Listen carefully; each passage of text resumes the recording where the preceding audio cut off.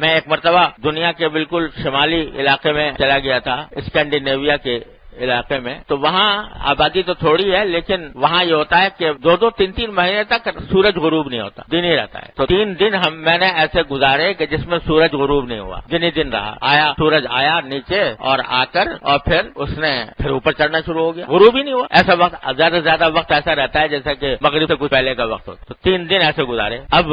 آدمی سونا چاہتا ہے مگر اندھیرا نہیں ہے، تو زبردستی کھڑکیوں کے اوپر پردے ڈال کر، کھڑکیاں بند کر کے زبردستی اندھیرا پیدا کیا اور تب جا کر سونے کا موقع نہیں آئی۔ تو اللہ تعالیٰ دکھا رہا ہے کہ دیکھو، اگر یہ ساری دنیا میں یہ ایک چھوٹے سے علاقے میں یہ معاملہ ہے، بلکہ ایک علاقہ ایسا ہے جہاں 6 مہینے کی رات ہوتی ہے، 6 مہینے کا دن ہوتا ہے قطبین کے پاس، لیکن آبادی کوئی نہیں ہے وہاں پر۔ وہاں یہ دکھا رہے ہیں کہ اگر یہ بتاؤ یہاں ہوتا تمہارے ساتھ یہ معاملہ اس جگہ کہ دن ہی دن ہوتا، رات نہ آتی، رات ہی رات ہوتی، دن نہ آتا، تو کیا عالم ہوتا تمہارا۔ تو اللہ تبارک و تعالیٰ یہ کہہ رہے ہیں ذرا سوچو تو صحیح، کس نے یہ نظام بنا دیا ہے؟ یہ سورج اللہ تبارک و تعالیٰ نے پیدا فرما دیا ہے، اس طرح اس کو مسخر کر دے، سخر لکم الشمس والقمر، سورج اور چاند کو تمہارے کام پر لگا دیا ہے، تمہارے لیے مسخر کر دیا ہے۔ کس طرح کر دیا ہے کہ اتنی زبردست حرارت والا جسم جس میں آگ بھڑک رہی ہے، اس کو ایسی جگہ پر رکھا ہے کہ اگر اس جگہ سے ذرا بھی یہ زیادہ قریب آ جائے تمہارے، تم کو بھسم کر دے جلا کر، اور اگر ذرا دور ہو جائے تو سردی کی وجہ سے تم ٹھٹر کر مر جاؤ۔ ایسے مناسبت اور توازن کے ساتھ اس کو اس جگہ پر رکھا ہے اللہ تبارک و تعالیٰ نے کہ تمہیں ضرورت کے وقت اس کی حرارت بھی پہنچے، گرمی بھی پہنچے، اور اتنی گرمی بھی نہ ہو کہ تمہیں جلا دے، اور اتنی ٹھنڈک، اس کے دور ہونے سے اتنی ٹھنڈک بھی نہ ہو کہ جس کی وجہ سے ٹھٹر کر مر جاؤ۔ اس توازن کے ساتھ ایسی جگہ پر اس کو قائم فرمایا ہے سورج، اور ایک وقت مقرر پر نکلتا ہے، ایک وقت مقرر پر غروب ہوتا ہے، اس طرح کا نظام بنا دیا ہے اللہ تبارک و تعالیٰ نے اس کو۔ ذرا بھی یہ سورج، اگر زمین سورج کے ذرا قریب آ جائے اور تھوڑا سا قریب آ جائے تو کیا حشر ہو، پوری زمین کے لوگ جل کر مر جائیں، لیکن اللہ تعالیٰ نے توازن قائم رکھا، وہ توازن بگڑتا نہیں، جتنا فاصلہ سورج اور زمین کے درمیان اللہ تعالیٰ نے رکھ دیا ہے وہ ابتدائے آفرینش سے اتنا ہی فاصلہ چلا آتا ہے، اس میں کوئی کمی بیشی نہیں ہوتی۔ یہ کس نے کیا ہے، کس لیے کیا؟ وہ سورج کی کرنیں تمہیں فائدہ پہنچاتی ہیں، نقصان نہیں پہنچاتی۔ تمہاری کھیتیاں اس سے پکتی ہیں، تمہارے درخت اس کی وجہ سے پھل دیتے ہیں، تمہاری نشو و نما اس کی وجہ سے ہوتی ہے، تمہارے جسم کو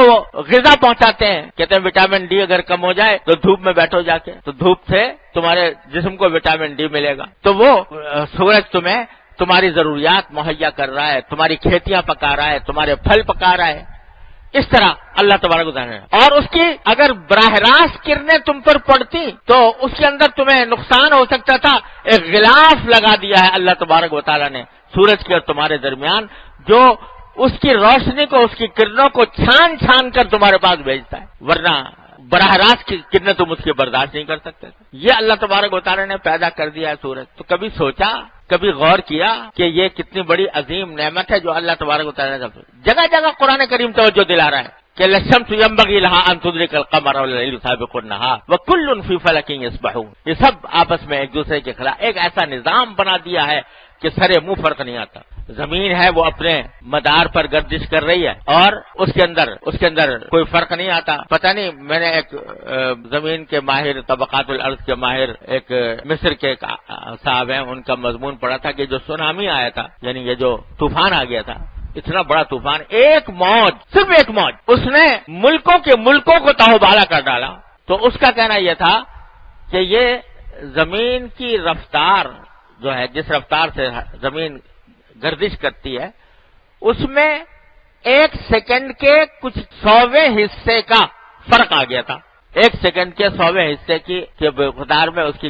رفتار میں کچھ کمی آئی، جس کے نتیجے میں سونامی کھڑا ہو گیا، جس نے تباہی مچا دی۔ تو اللہ تبارک و تعالیٰ نے یہ سارا نظام اس کام کے لیے بنایا ہوا ہے۔ تو قرآن کہتا ہے کہ خدا کے بندو سوچا کرو، کبھی جب دن سے فائدہ اٹھا رہے ہیں تو سوچو کس نے پیدا کیا، جب رات سے فائدہ اٹھا رہے ہو تو سوچو کس نے پیدا کی، اور اس فکر، اس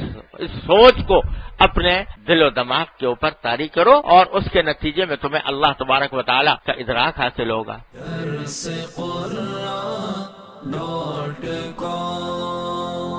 www.darsequran.com